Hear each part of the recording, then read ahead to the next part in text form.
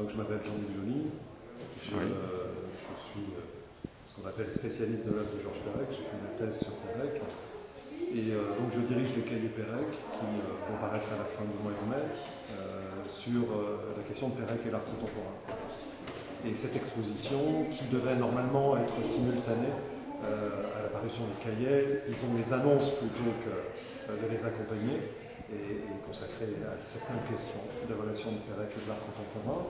Parce que ce qui nous a paru assez étonnant et singulier, c'est que quantité de plasticiens contemporains, aujourd'hui, soit se réclamaient d'une fraternité, d'un compagnonnage avec Perec, soit étaient désignés comme ayant des rapports avec Georges Perec.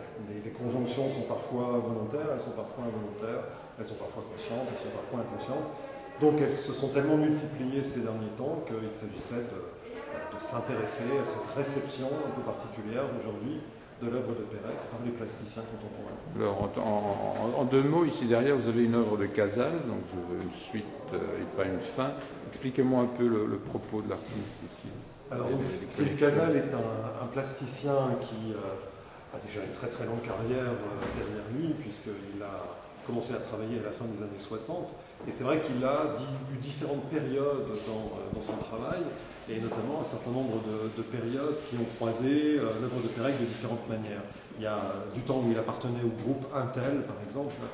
Philippe Casal a eu un certain nombre de relations avec ce que Perec appelait l'infraordinaire, c'est-à-dire l'exploration de l'espace urbain dans ce qu'il a de plus quotidien, de plus imperceptible pratiquement. Alors ici, c'est tout autre chose. Il s'agit les œuvres actuelles de Philippe Casal sont des œuvres essentiellement textuelles.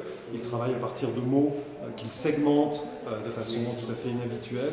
Et ici, il s'agit d'un pochoir avec une phrase, je veux une suite et pas une fin, qui n'a pas du tout été produit pour un quelconque hommage à Perec ou dans des circonstances péréquiennes. C'est un travail indépendant, mais il nous a semblé que cette phrase résumait assez bien la position de Perec précisément pour l'art contemporain. Sur la mort. Voilà, sur la mort, sur l'évolution aussi de l'art aujourd'hui, au fond, si autant de plasticiens contemporains se retrouvent dans l'œuvre de Perec, c'est probablement parce qu'il a été un des premiers à affirmer vouloir une suite et non pas une fin. L'art moderne est un petit peu allé vers une sorte de point final, a voulu mettre un point final à des tas de choses.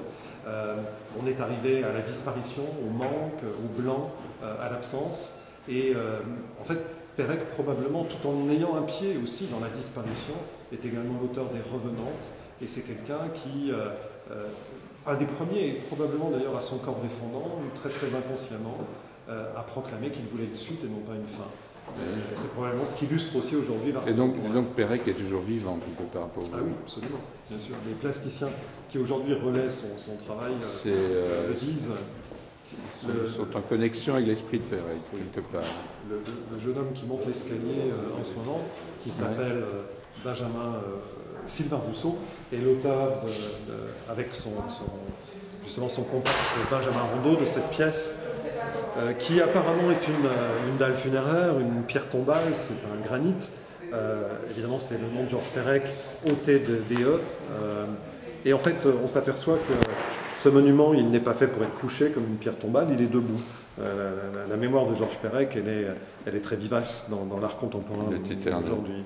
C'est un hommage un peu impertinent, mais il est, je trouve, très, très, très parlant. Et le fait qu'évidemment on lise immédiatement Georges Perec indique aussi à quel point il est aujourd'hui très très présent.